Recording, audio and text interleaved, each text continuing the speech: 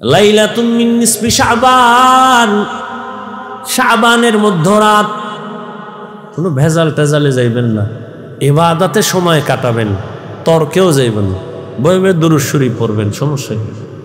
রজব মাস আসলে আমরা ইমাম সাহেবরা, খতিব সাহেবরা, বক্তারা মেরাজের বয়ান করি, আর সবাই মনে করে মেরাজের কারণে রজবের অনেক দাম। না, মেরাজের ঘটনার কারণে রজবের সম্মান না, বরং রজবের দাম আল্লাহ তাআলা সৃষ্টি জগতের শুরু থেকেই দিয়েছেন। সূরা তাওবার ভেতরে আল্লাহ বলেন, ইন্না ইদ্দাতাশ শুহুরি ইনদাল্লাহি 12 শাহরান ফি কিতাবিল্লাহ ইয়াওমা খালাকাস সামাওয়াতি ওয়াল আরদ মিনহা আরবাআতুন হুরুম যালিকাদ দীনুল কাইয়্যিম। আল্লাহ বলেন, কিয়ামত পর্যন্ত গণনার আকারে বছরে মাস হবে 12টা। কিয়ামত পর্যন্ত কোন বছর 11 মাসেও হবে না, 13 মাসেও হবে না। কয় মাসে হবে? সিদ্ধান্ত কার?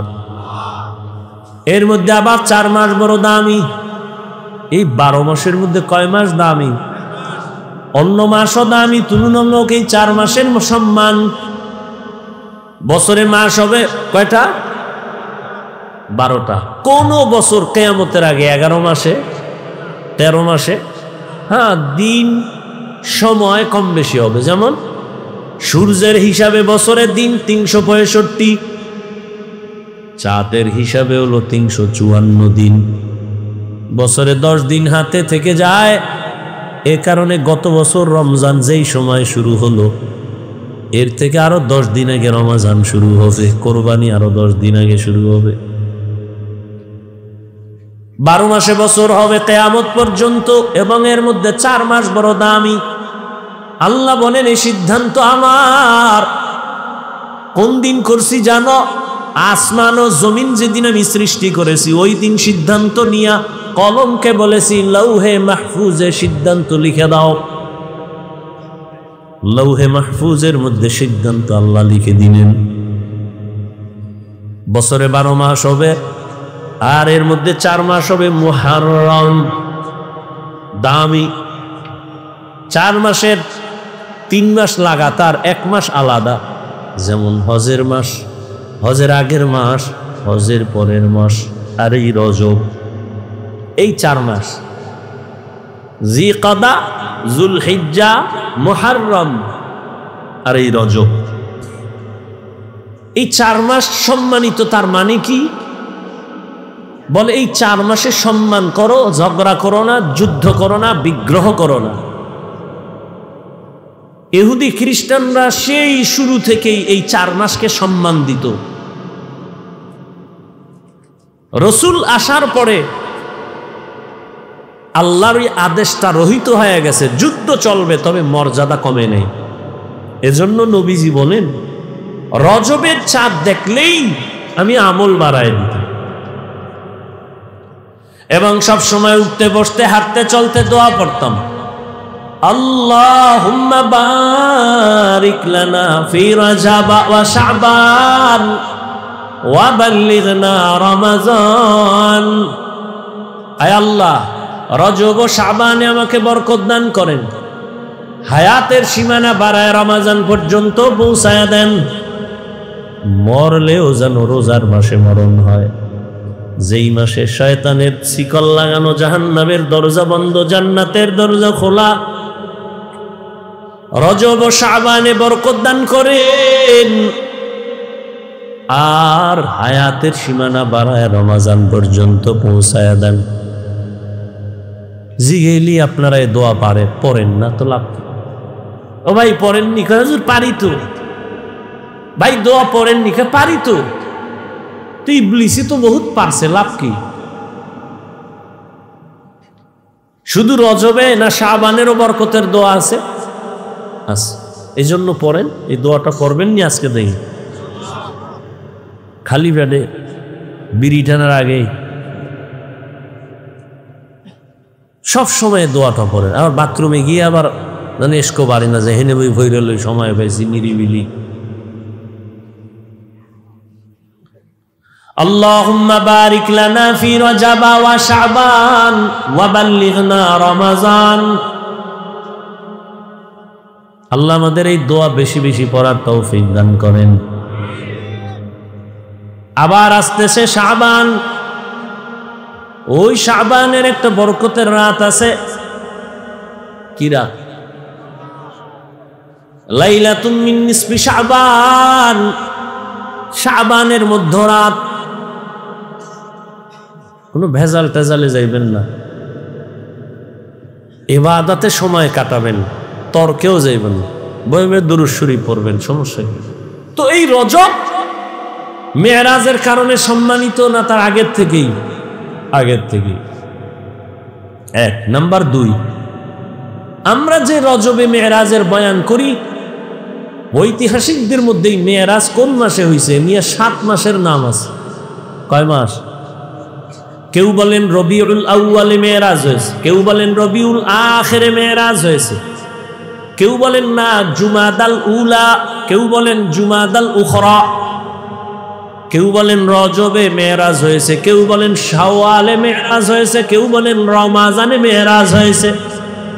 তো মেরাজ হয়েছে এটা সঠিক, কোরআনের আয়াত। মেরাজ হয়েছে রাতের বেলা, সমস্ত নবীদের মেরাজ হয়েছে, আমার নবীরও মেরাজ হয়েছে। সব নবীদের মেরাজ হলো জমিনে, আর আমার নবীর মেরাজ হলো আরশে আজিমে। সুবহানাল্লাহ। না, সব নবীদের মেরাজ হয়েছে জমিনে, আপনার আমার নবীর মেরাজ, আমি তো আসমানে বলি নাই, আরশে আজিমে। সমস্ত নবীদের মেরাজ হলো ইমতিহান, আর আমার নবীর মেরাজ হলো ইনআম। সমস্ত নবীদের মেরাজ পরীক্ষা, আর আমার রহমতের নবীর মেরাজ হলো পুরস্কার। সমস্ত নবীদের মেরাজ জমিনে কেন, আমার নবীর মেরাজ কেন আরশে আজিমে? সমস্ত নবীদের মেরাজ আল্লাহ তাআলা জমিনে করাইলেন, আপনার নবীর মেরাজ কেন আসমানে হলো, আরশে আজিমে হলো? নবীর মেরাজ কেন দিনে না হইয়া রাতের বেলা হলো? রহমতের নবীর মেরাজের ঘটনা আল্লাহ বয়ান করতে গিয়া বলেন সুবহান, পবিত্র আল্লাহ। আল্লাহ কি কখনো অপবিত্র ছিলেন? তাহলে পবিত্র বললেন কেন? এলাকার চেয়ারম্যানের কথার কথা পেছ লাগাইন না, মনে করেন আমি বুঝাইতেছি। এই চেয়ারম্যান সাহেব কিন্তু চুরি টুরি করে না, খুব ভালো মানুষ। প্রশংসা হয়েছে ঠিক, কিন্তু একটু লাশা লাগাইছে, ঠিক না? এটার ইনজেকশন মারা হইল না যে চেয়ারম্যান ভালো মানুষ, এটা বললেই তো হয়। যদি বলি চেয়ারম্যান কিন্তু চুরি টুরি করে নাই, খুব ভালো মানুষ, এটা প্রশংসাটা কি সুন্দরভাবে হইল? আল্লাহ সবসময় পবিত্র, আবাদুল আবাদ। কেন বললেন আল্লাহ সুবহান, আমি পবিত্র? আড়ালে মনে হয় যেন অপবিত্র, নাউযুবিল্লাহ। এরপরে আল্লাহ বললেন, দুনিয়ার ১৫০০ বছর পরে এখনো কত বেঈমানেরা নবীর মেরাজ মেনে নিতে পারে না, এখনো আছে অনেক নাস্তিকরা। এটা কেমনে সম্ভব? রহমতের নবী রাতের বেলা চলে গেলেন ৭ আসমান, আরশ, কুরসি, লৌহ কলম ভ্রমণ করে আবার চলে আসলেন, এটা কেমনে সম্ভব? আল্লাহ প্রত্যেকটা পয়েন্টে পয়েন্টে জবাব দিয়েছেন। আল্লাযী আসরা বিআবদিহি, একটা একটা শুনেন। প্রথম কথা হলো রহমতের নবীর মেরাজ কেন রাতের বেলা হলো? রাতের বেলা হওয়ার ১ নাম্বার কারণ, বন্ধুর সাথে বন্ধুর মুহাব্বতের আলাপ আচরণ। আলাপনটা দিনে ভালো না রাতে ভালো? কি রাতের বেলাও ভালো হয়। আর মোহাম্মদ তো আল্লাহর এমন বন্ধু, ইব্রাহিম আল্লাহর বন্ধু, ঈসা আল্লাহর বন্ধু, মূসা নবী আল্লাহর বন্ধু, দাউদ নবী আল্লাহর বন্ধু, সুলাইমান আল্লাহর বন্ধু, আমার নবীও আল্লাহ পাকের বন্ধু। সব নবী রাসূল আমার আল্লাহ তাআলার আশিক, আর আমার আল্লাহ হলেন শুধু মুহাম্মদের আশিক। ব্যবধান আছে না নাই? সমস্ত নবী রাসূল আমার আল্লাহ তাআলার আশিক, আর আমার আল্লাহ শুধু মুহাম্মদের আশিক। ভালো করে খেয়াল করেন, রাতের বেলা মেরাজ হওয়ার আর একটা কারণ, যদি দিনের বেলা হইতো সবাই দেখে ফেলতো, আর দেখা বিশ্বাস করার মধ্যে ইমানের পয়েন্ট বাড়ে না, বরং না দেখা বিশ্বাস করার মধ্যে ইমানের পয়েন্ট বেড়ে যায়। আমরা আল্লাহকে মানিনি দেখা না, না দেখা। ইউমিনুনা বিল গায়ব, আমরা আল্লাহকে না দেখে বিশ্বাস করি, এজন্য আমাদের ইমান মজবুত। আমরা রহমতের নবীরও দেখি নাই, তারপর আমরা তার শেষ নবী মানি না দেখে, আমাদের ইমান আরো মজবুত। আমরা নবীজিরে দেখি না, এরপর নবীরে বাদ দিয়া কত মিথ্যা নবীর দাবিদারেরা নবী নিজে দাবি করছে, আমরা কাউকে মানি না, আমরা মানি আখিরি নবী মুহাম্মদ সাল্লাল্লাহু। আল্লাহ তাআলা রাতের বেলা মেরাজ করাইয়া মুমিনের ইমানটারে মজবুত করেছেন। রহমতের নবী রাতের বেলা থেকে সকালে এসে আবু জাহিলেরে কয়, আমি মেরাজ করে আসলাম, বাইতুল মাকদিস দেখে আসলাম। আবু জাহিল বের হয়ে কয়, মিথ্যা কথা, এটা অসম্ভব। রাস্তায় বের হয়ে রাগের সাথে সামনে গিয়া দেখে আবু বকর আসতেছে। ওই আবু বকর, শুনছো আব্দুল্লাহর ছেলে পাগল হয়ে গেছে? কয় কেন? সে নাকি এই রাতের মধ্যে 7 আসমান ঘুরে টুইরা বাইতুল মাকদিস 1 মাস লাগে যাইতেছে, রাতের অল্প টাইমে দেখাস। আবু বকর সিদ্দিক বলেন, আবু জাহাল, কথাটা কে তোমাকে বলছে? বলে আব্দুল্লাহর ছেলে মুহাম্মদ। সত্যি? বলে হ্যাঁ সত্যি। মুহাম্মদ বলেছে? বলে হ্যাঁ। আবু বকর কয় নাই, আমি জিগে লই। আবু বকর বলে, যদি মুহাম্মদ বলে থাকেন আমি এখনই তার উপরে ঈমান এনে ফেললাম। আমি আবু বকর নবীর আর জিজ্ঞানের দরকার নাই, তুমি যদি বলো মুহাম্মদ বলেছে, কেউ না মানলে আমি মেনে নিলাম। এই জন্যই তো আবু বকরের এত মূল্য। রহমতের নবী বলেন, সব মুমিনের নেক আমল যদি এক পাল্লায় দেয়, আর আমার আবু বকরের 2টা আমল যদি ভিন্ন পাল্লায় দেয়, সব মুমিনের নেক আমল থেকে আবু বকরের মাত্র 2 আমলের পাল্লা ভারী হয়ে যাবে। যে আবু বকরকে আমার আল্লাহ নিজে সালাম দিয়েছেন, আবু বকর মেনে নিলেন। আল্লাহ বলেন, সুবহান, আমি পবিত্র। পবিত্র বলতে গেলে প্রশ্ন আসে, এজন্য এই সুন্দর একটা জবাব দিছেন শাইখুল হিন্দ মাহমুদ হাসান দাওবন্দি রহমাতুল্লাহ আলাইহি। বলছেন এখানে পবিত্রতার বিপরীত যে আইব, অর্থাৎ ত্রুটি থেকে আমি পবিত্র না, তর্জমা করেছেন আমি সমস্ত দুর্বলতা থেকে পবিত্র। বলে কেমন দুর্বলতা? কয় তোমার মেধার দুর্বলতা আছে, এ থেকে আমি আল্লাহ পাক। তোমাদের খানার দুর্বলতা, আমি আল্লাহরে দুর্বলতা নাই। তোমাদের ঘুমের দুর্বলতা, আমার নবীও না ঘুমাইলে অসুস্থ, না খাইলে পেটে ক্ষুধা। আমি আল্লাহ এই দুর্বলতা থেকে পবিত্র। লা তাখুযুহু সিনাতু ওয়ালা নাওম, আমি আল্লাহর ঘুম নাই, তন্দ্রাও নাই। এক জবাব। আর এক জবাব হলো, বান্দা তুমি সুবহান আল্লাহ বলো। সুবহান বলে তোমার ভেতরে যত প্রশ্ন হতে পারে, এটা হবে না, এটা অসম্ভব। আল্লাহ বলেন সব অসম্ভবের থেকে আমি আল্লাহ পাক পবিত্র। সুবহান। দ্বিতীয় কথা হলো, আমরা মাঝে মাঝে সুবহানাল্লাহ বলি কেন? বলে আশ্চর্য কোনো ঘটনা শুনলে। আল্লাহ কয় রহমতের নবীর জীবনে 2টা সফর হয়েছে, এর মধ্যে মেরাজের সফর বড় আশ্চর্য, এই জন্য সুবহান বলো। সুবহান বলার আর এক ফায়দা, যদি বান্দা তুমি সুবহানের ওজিফা পড়ো, তুমি সুবহান ওজিফা পড়ো, সুবহান আল্লাহ ওজিফা পড়ো, আল্লাহ তোমাকে পবিত্র, আল্লাহকে যখন বলছো এর বরকতে তোমাকে আল্লাহ পবিত্র বানায় দিবে।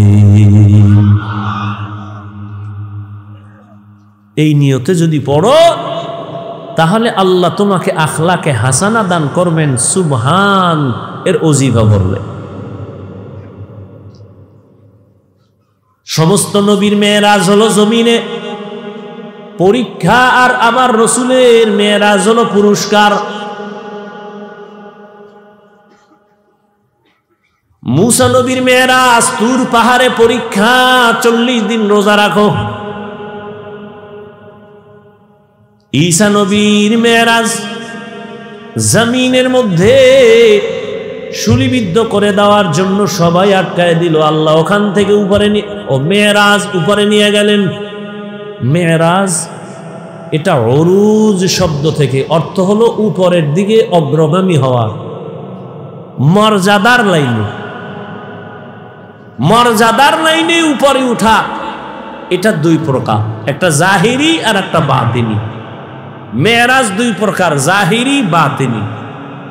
জাহিরি সম্মানে উপরের দিকে আগানো, বাতিনি ভাবেও উপরের দিকে আগানো। বাতিনি যেমন একই দস্তরখানে সবাই খাচ্ছে, আবু বকর, ওমর, ওসমান, আলী রহমতের নবী একই দস্তরখানে একই জায়গায় বসা, মর্যাদার লাইনে রহমতের নবী তুলনাহীন। এটা হলো উরুজ বাতিনি।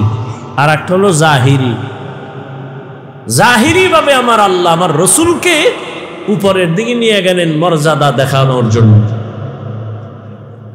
নবীকে আল্লাহ বাতিনিও উরুজ দান করছেন, জাহিরিও উরুজ দান করছেন। ইউনুস নবীর মেরাজ মাছের পেটে পরীক্ষা, আল্লাহর সাথে মোহাব্বতের বন্ধন এই মেরাজ। জাকারিয়া আলাইহিস সালাম করাতের নিচে জীবনটা বিলায় দিলেন, পরীক্ষা। ইব্রাহিম নবীর মেরাজ আগুনের ভেতরে মালিকের সাথে গোপন সম্পর্ক, পরীক্ষা।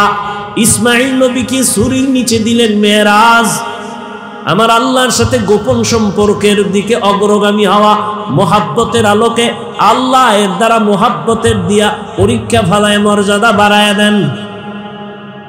হাদিসে নবী বলেন, আল্লাহ যদি কাউকে মর্যাদা বাড়াতে চান, কিন্তু মর্যাদা বাড়াইতে গেলে যেই পরিমাণ আমল থাকা দরকার বান্দার ওই আমল নাই, আল্লাহ তখন মুসিবত দিয়া তার মর্যাদা বাড়ায় না। আলহামদুলিল্লাহিল্লাযী জাআলাশ শামসা ওয়াল কমারা বিহিসবান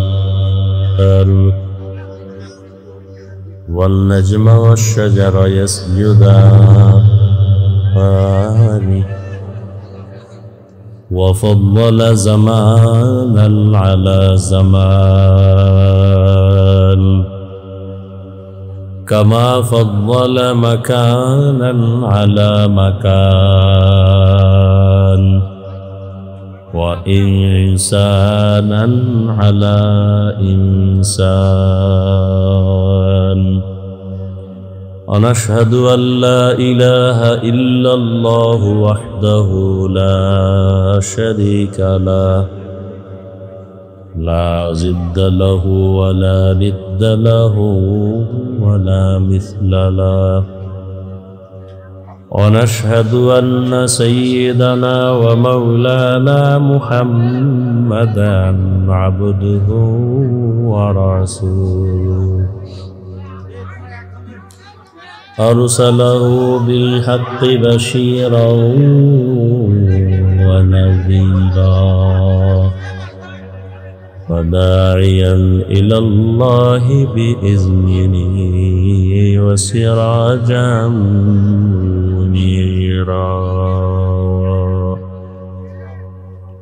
اللهم صل على محمد النبي الأمي وعلى آله وسلم تسليما وبعد فأعوذ بالله من الشيطان الرجيم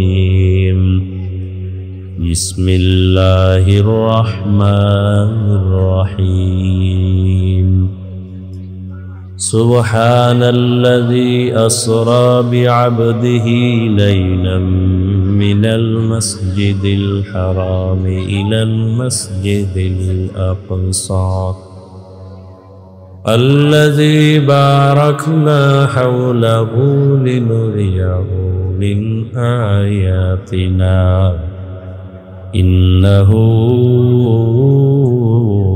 هو السميع البصير وقال رسول الله صلى الله عليه وآله وسلم كل أمتي يدخلون الجنة إلا من أبى قيل من أبى قال من أطاعني دخل الجنة ومن عصاني فقد أبى أو كما قال النبي عليه الصلاة والسلام صدق الله مولانا العظيم وصدق رسوله النبي الأمي الكريم ونحن على ذلك من الشاهدين والشاكرين والذاكرين والحمد لله رب العالمين سبحانك لا علم لنا إلا ما علمتنا إنك أنت العليم الحكيم رب اشرح لي صدري ويسر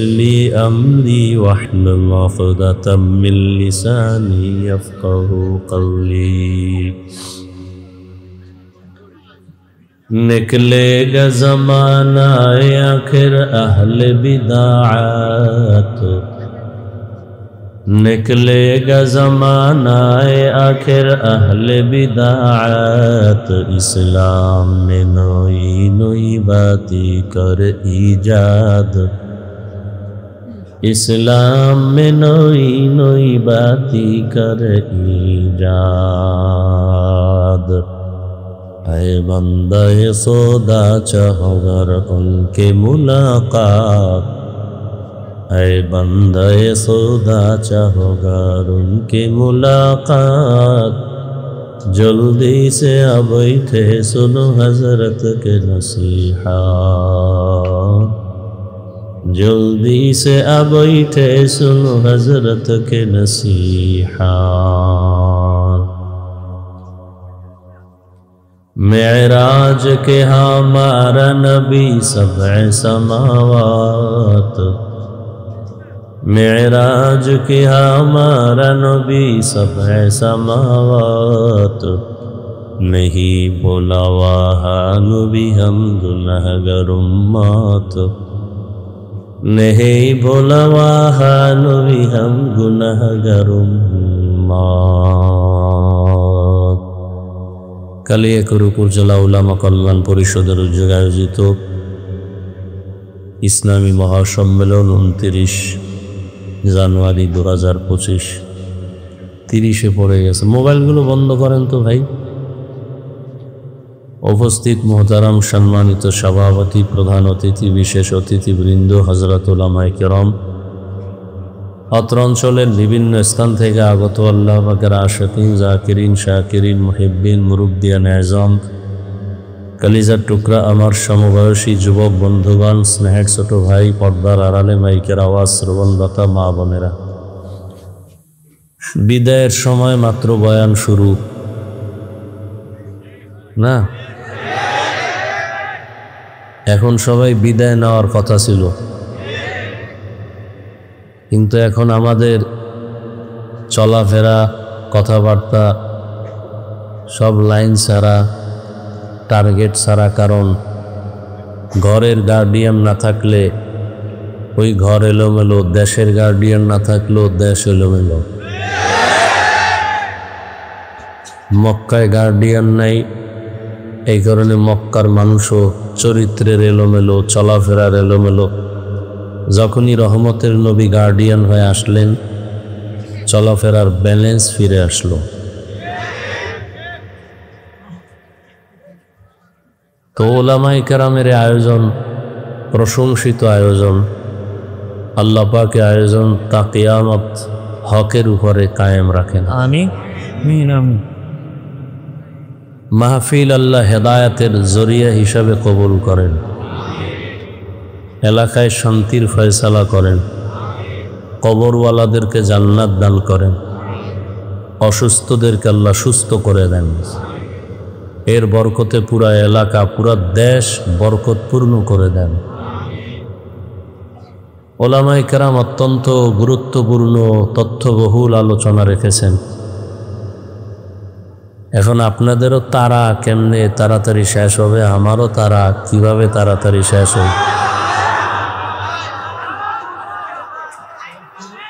আচ্ছা, যদি আপনারা বসে থাকেন ধৈর্যের সাথে, বয়ান তো বক্তার এলেম আমল দিয়ে বয়ান হয় না। চিল্লাইবেন না, কেউ চিল্লাইবেন না। রাত্র অনেক ঠান্ডা মাথায় কিছু কথা বলবো, খুব ঠান্ডাভাবে শুনবে। চিল্লাচিল্লি করা এটা ভালো না। হ্যাঁ, চিল্লানোর কিছু মজলিস আছে আলাদা, সেখানে চিৎকার দেওয়া উত্তম, আর এখানে চিৎকার না দেওয়াটা উত্তম। কখন আবার জালেমের বিরুদ্ধে আন্দোলন শুরু হয়, তখন আওয়াজ লাগবে, এটি রিজার্ভ রাখেন। এখন চিল্লেন, কারণ ইসলাম কায়েম যতক্ষণ না হবে ততক্ষণে জমিন থেকে জুলুম বন্ধ হবে না। যতই ঘি মাখেন, ওই একজনে খুব শখ লাগছে, জিন হাজির করুন। শুনে জিন হাজির করলে খুব মজা, জিনেরে যা কয় তাই শুনে। তো জিনেরে যদি কয় আমার এখন 5 কোটি টাকা এনে দাও, ও বাধ্য। এখন জিন যারা হাজির করে ও কাছে গেছে, গিয়ে কয় কেমনে জিন হাজির করা যায়। কয় জিন হাজির করলে তো কাম দেওয়া যায়, কাম না দিলে উল্টা তোমারে মারবে। কারণ আমার দ্বারে কামের অভাব নাই, বহু কাম আছে। ঠিক আছে, যাও, বাসায় যায় রাতের গভীর দরজা জানালা সব বন্ধ করে একটা পবিত্র রুমে পবিত্র চাদর বিছাইয়া অজু কইরা জায়নামাজে বইয়া কিছু আমল দিছে, এটি করবা।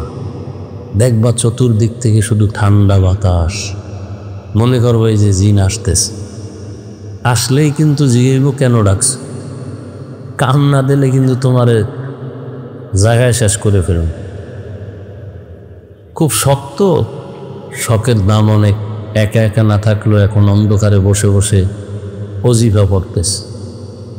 জিনের বাদশাহ আসতেছে, যে বিশাল পুরা বাড়ি ঘর লড়ায় চাড়ায়া এই সালাম দিছে, কেন ডাকছো? কাম দেওয়া লাগবো না? ও খুব হঠাৎ বুদ্ধি করে বলল, আমার বাড়িটা বিল্ডিং করে দাও। কাম একটা দিয়ে দিস। জিনেরা সব লাইগে কাম টাম দিয়া বিল্ডিং, কামেটা শেষ, এবার দনাইলে ফিডা। ও বুদ্ধি করে কয় যে আমার বাড়ির দরজা একটা কুকুর আছে, এটার লেঞ্জাটা অনেকদিন বাঁকা, এটার সোজা খাও।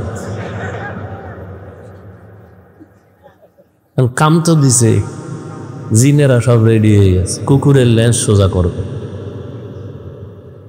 পুরা কয়েকজনে মিলে এটার টাইনা সোজা করে ধরে রাখছে। সাইডা দেয় আবার, কাম হইব না, এটার ঘি মাখ, ঘি মাইখা মোটামুটি রৌদ্রে শুকায় টুকায় এবার মোটামুটি টাইট হয়ে যাবে। মোটামুটি যেভাবে রাখবো ওভাবে থাকবো। কিন্তু ওই ঘিটি মাইখা শুকায় আস্তে আস্তে মোটামুটি একটু সোজা, হঠাৎ আবার বাঁকা হয়। বলে হবে না, ওই বাঁশের চিকন আছে ছিদ্রওয়ালা, এটার লেন্সের মধ্যে ঢুকায় বাঁশ দিয়ে যতক্ষণ রাখে ততক্ষণ থাকে। ওটার বাইর করে ফেলাইলে আবার সেই ফাঁকা। তো যে কথাটা বুঝাইতে চাইলাম যে সবাই শান্তি চায়।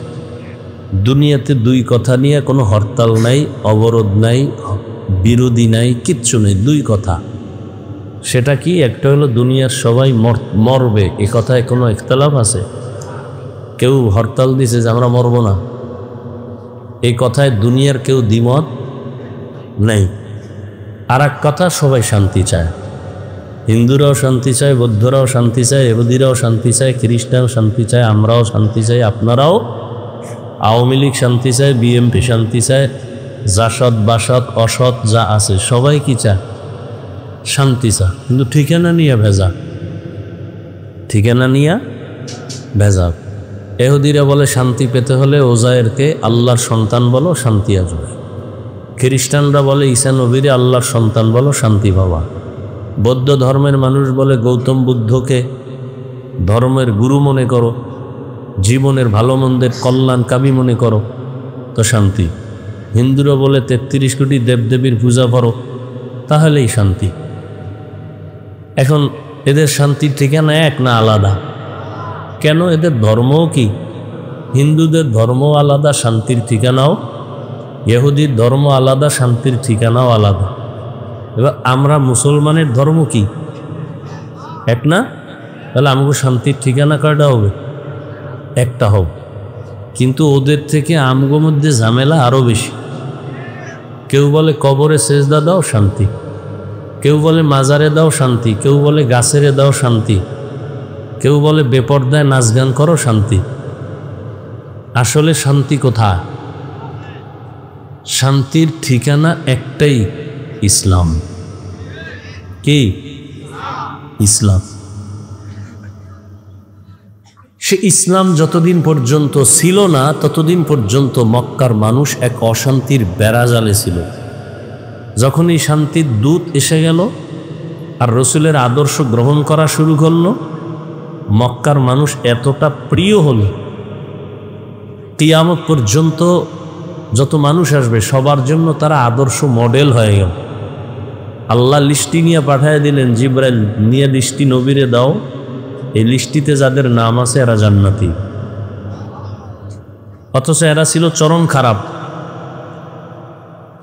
এই কথাটা দুনিয়ার সব চান্দাবাজার ধান্দাবাজেরাও জানে যে ইসলাম সঠিক শান্তি দিতে পারে। মানে না কেন? চুরি চলবে না, দুর্নীতি করতে পারবে না, চান্দাবাজি আর ধান্দাবাজি করতে পারবে না। এজন্য ইসলাম থেকে দূরে এবং মানুষের ব্রেনকে ওয়াশ করে ফেলাইছে যে ধর্ম আর রাজনীতি এক না। হ্যাঁ, চান্দাবাজি ধান্দাবাজি রাজনীতি আর ইসলাম ধর্ম এক না। কিন্তু সুলাইমান নবীর রাজনীতি, ইউসুফ নবীর রাজনীতি, আমাদের নবীর রাজনীতি ও আবু বকরের রাজনীতি, ওমরের রাজনীতি আর ইসলাম ধর্ম এক নাকি আলাদা? আল্লাহ বুঝার তৌফিক দান করে। আমি আপনাদের সামনে যে আয়াত পড়ছি, সূরাতুস সুবহানের প্রথম আয়াত, নবীজির হাদিস থেকে একটি হাদিস। প্রথমে তরজমা, এরপরে আপনাদের ধৈর্যের উপরে কিছু ব্যাখ্যা। বলতেছিলাম যে বক্তার এলেম আমলের বাহাদুরি দিয়া ওয়াজ হয় না, বক্তব্য হয় না। বাতিনিভাবে থাকতে হবে আল্লাহর রহমত, জাহিরিভাবে লাগবে শ্রোতাদের অন্তরের মোহব্বত। এই দুই যখন এক হয়ে যাবে তখন বয়ান আল্লাহ বের করে দিবেন। তাহলে তরজমা শুরু করি। আল্লাহ বলেন, সুবহান, পবিত্র সত্তা, আল্লাযী আসরা বিআবদিহি লাইলাম মিনাল মসজিদিল হারাম ইলাল মসজিদিল আকসা, যিনি ভ্রমণ করাইলেন তার প্রিয় বান্দাকে বাইতুল্লাহ থেকে বাইতুল মাকদিস পর্যন্ত। আল্লাযী বারাকনা হাওলাহু লিনুরিয়াহু মিন আয়াতিনা, যেই বাইতুল মাকদিস আল্লাহর বরকত দ্বারা পরিপূর্ণ, যাতে করে তার প্রিয় বান্দা বা প্রিয় বন্ধু অবলোকন করবেন আল্লাহ পাকের কুদরতের নিদর্শন। ইন্নাহু হুয়াস সামিউল বাসীর, নিশ্চয়ই আল্লাহ হলেন চূড়ান্ত শ্রোতা এবং দ্রষ্টা। হাদিস পড়েছি, রসুল বলেন, কুল্লু উম্মতি ইয়াদখুলুনাল জান্নাতা ইল্লা মান আবা, সব উম্মতেরা জান্নাতে যাবে যারা আমি মুহাম্মদকে অস্বীকার করে মানে না তারা জান্নাতে যাবে না। খেয়াল করিয়েন, তেইলা মান আবা। সাহাবায়ে কেরাম বললেন, ইয়া রাসূলুল্লাহ, আপনাকে মানে না তারা কারা? ক্বালা মান আতাআনি দাখালাল জান্নাহ ওয়া মান আসানি ফাকাদ আবা। রহমতের নবী বলছেন, যারা আমার অনুসরণ করবেন তারা জান্নাতি, যারা আমার বিরোধিতা করবেন তারা আমার অনুসরণকারী নয় বরং অস্বীকারীদের অন্তর্ভুক্ত। হাদিসের উপরে 2-4 মিনিট কথা একটু খেয়াল করবেন। আপনারা খেয়াল করলেই আমি কিছু প্রশ্ন করব, আপনাদের থেকে জবাব নিব। নবীজি বললেন সব উম্মত জান্নাতে যাবে, সব। কিন্তু আছে না নাই? আছে। যারা আমি মুহাম্মদকে মানে না তারা জান্নাতে। সাহাবায়ে কেরামের প্রশ্ন, ইয়া রাসূলুল্লাহ, আপনাকে মানে না তারা কারা? এখান থেকে খেয়াল করবে। সাহাবায়ে কেরাম জিজ্ঞাসা করলেন, ইয়া রাসূলুল্লাহ, আপনাকে মানে না তারা কারা? নবীজি জবাবটা ডাইরেক্ট না দিয়া ভেতর একটা সুন্দর মহব্বতের শব্দ ঢুকাই দিলে। প্রশ্ন, আপনাকে মানে না তারা কারা? নবী জবাবটা পরে দিলেন, আগে মহব্বতের আওয়াজ দিলেন, মান আতাআনি দাখালাল জান্নাহ।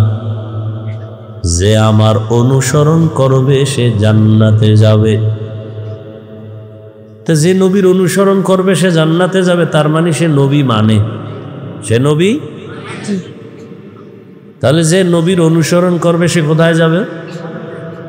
বিপরীত কথাটা কি দাঁড়ায় আমাকে বলেন। যে নবীর অনুসরণ করে না সে জান্নাত পাবে না। খেয়াল করছেন তো? নবী এ কথা বলেননি। আবারও খেয়াল করো, যারা নবীর অনুসরণ করবে তারা জান্নাতে যাবে। বিপরীত কথা দাঁড়ায়, যারা অনুসরণ করবে না তারা জান্নাত পাবে না। নবী এ কথা বলেন নাই যে যারা অনুসরণ করবে না তারা জাহান্নামে যাবে, নবী এ কথা বলেন নাই। নবী কি বলছেন? যারা বিরোধিতা করবে তারা আমাকে অস্বীকার করার কারণে জাহান্নামে যাবে। এখান থেকে আমরা কি বুঝি? নবীর আদর্শ মতো যারা চলে না এরা 2 দল। কয় দল? এক দল দরদি আর এক দল বিরোধী। এই শব্দটাকে আবার বলি, এক দল আগ্রহী আর এক দল বিদ্রোহী। যেমন আমি ডান দিক থেকে একটা যুবকরে জিজ্ঞাসা করলাম, এই যুবক, তুমি নবীর আদর্শে দাঁড়িয়ে রাখো না কেন, নামাজ পড়ো না কেন? যুবক বলে, ভাই নামাজ পড়াও দরকার, দাঁড়িয়ে রাখাও দরকার, চেষ্টা করি, পারি না, দোয়া করেন, ইনশাআল্লাহ চেষ্টা করুন। কি বুঝলেন? সে কি বিরোধী না দরদি? খেয়াল করছেন তো? আচ্ছা, এদিক থেকে একজনকে জিজ্ঞাসা করলাম কথার কথা, এই যুবক, তুমি নবীর আদর্শে দাঁড়িয়ে রাখো না কেন, নামাজ পড়ো না কেন? আমার কথাটা শেষ না হতেই চুম্বুকের মতো জবাব দিল, না রাখলে অসুবিধা কি, না পড়লে অসুবিধা কি? কি বুঝলেন? দরদি না বিরোধী? আগ্রহী না বিদ্রোহী? রসুলের আদর্শের ক্ষেত্রে বিদ্রোহীর আর এক নাম বেঈমান। বিদ্রোহীর আর এক নাম, খুব খেয়াল করেন। তাহলে কি বুঝলেন? যে দাড়ি রাখে না তাকে গালি দেওয়া যাবে না। আগে বুঝতে হবে সে দরদি না বিরোধী। দরদি হলে মুমিন, বিরোধী হলে বেঈমান। দাড়ি না রাখলেও যদি দরদি হয় মুমিন, দাড়ি না রেখে যদি বান্দা বিরোধী হয় বেঈমান, তাহলে একজনে নামাজ পড়ে না তারে গালি দেওয়া যাবে না, কারণ আগে বুঝতে হবে সে দরদি না বিরোধী। যদি বলে হুজুর নামাজের দরকার, পারি না, দোয়া করবেন, মুমিন। আর যদি বলে নামাজ না পড়লে অসুবিধা কি, কথা ছাড়া বেঈমান। আরো খোলামেলা বল, যে নামাজ পড়ে না তাকে গালি দেওয়া যাবে না, যে নামাজ পছন্দ করে না তাকে ছাড় দেয়া যাবে না।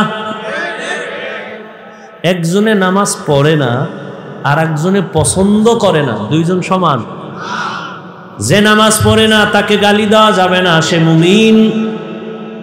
যে নামাজ পছন্দ করে না তাকে ছাড় দেয়া যাবে না, সে বেঈমান। একজনে কোরআনের আইনের রাজনীতি করে না তাকে গালি দেয়া যাবে না, আর একজনে আল্লাহর কোরআনের আইনের রাজনীতি পছন্দ করে না তাকে ছাড় দেয়া যাবে না। ব্যবধান আছে না নাই? তাহলে বেনামাজি দেখলে সিসি কইরো না, আগে ভিতরে ঢুকো, দরদি না বিরোধী তদন্ত করো।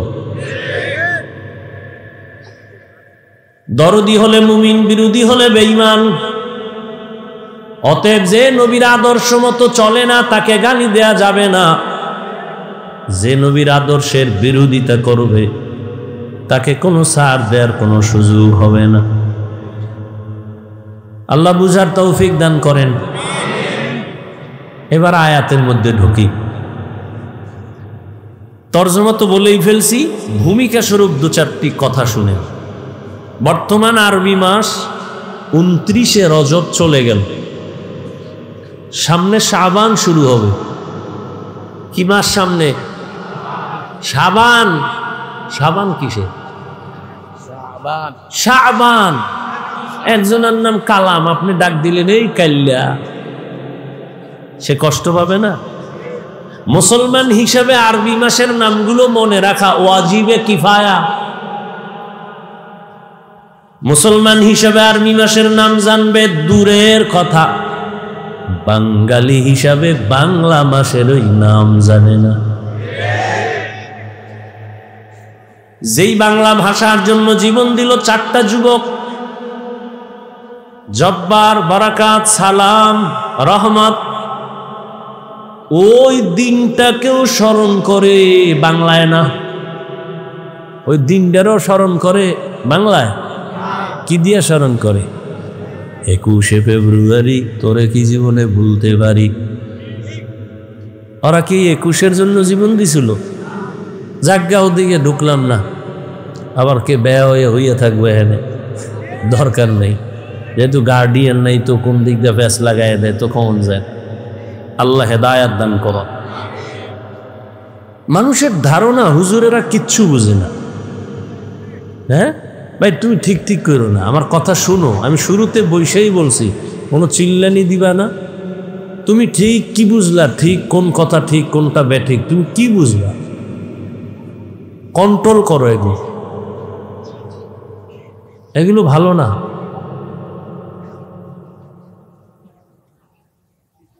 হুজুরেরা কিছু বুঝে না, এই ধারণা মানুষের অন্তর।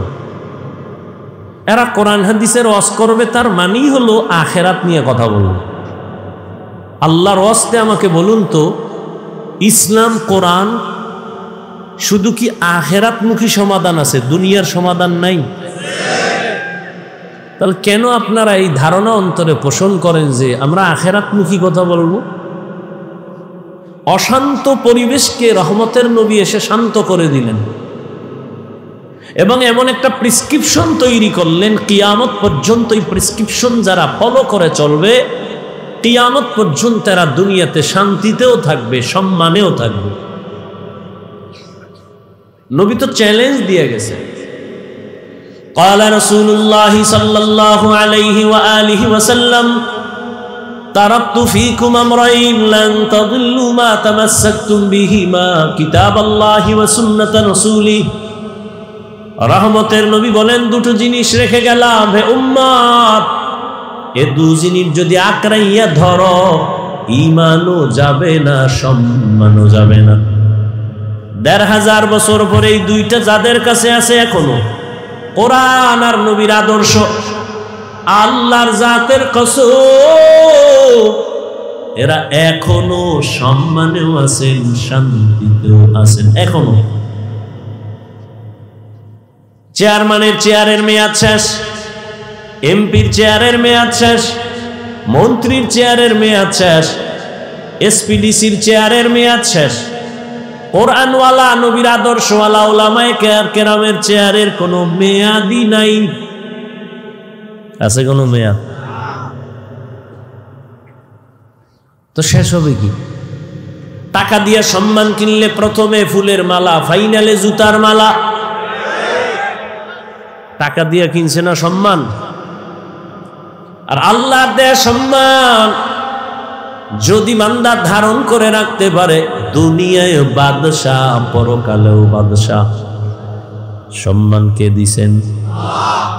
আল্লাহ যাকে সম্মান দেন, টাকা লাগে না, যোগ্যতা লাগে না। বেলালের মতো কালো মানুষও আল্লাহ এত দামি বানাইছেন। রহমতের নবী বলেন, মেরাজের রাত্রে জান্নাতে ঢুইকা আমি হাঁটার আওয়াজ পাই, বেলালের আওয়াজ। 10 জন সাহাবা জান্নাতি টিকিটওয়ালা, এর মধ্যে বেলালের নাম নাই, কিন্তু আল্লাহ তাকে কবুল করেছেন। কাবেলিয়াত দাদেউরা শর্ত নিস, বলকে শর্ত কাবেলিয়াত দাদেউস। দুনিয়াওয়ালারা সম্মানের চেয়ার দিতে গেলে আগে যোগ্যতা তালাশ করে। দুনিয়াওয়ালারা সম্মানের জায়গায় কাউকে বসাইতে চাইলে আগে যোগ্যতা চায়। আর আমার আল্লাহ যদি কাউকে সম্মানের চেয়ারে বসাতে চায়, যোগ্যতা দেখেন না, আল্লাহ অন্তর দিকে বসায়, পরে যোগ্যতা দিয়া দেয়। দুনিয়াওয়ালারা যোগ্য ব্যক্তি ছাড়া বসায় না, আর আল্লাহ পাক রব্বুল আলামিন যাকে বসাইবেন তার যোগ্যতা না থাকলেও বসাইয়া যোগ্যতা দিয়া দেয়।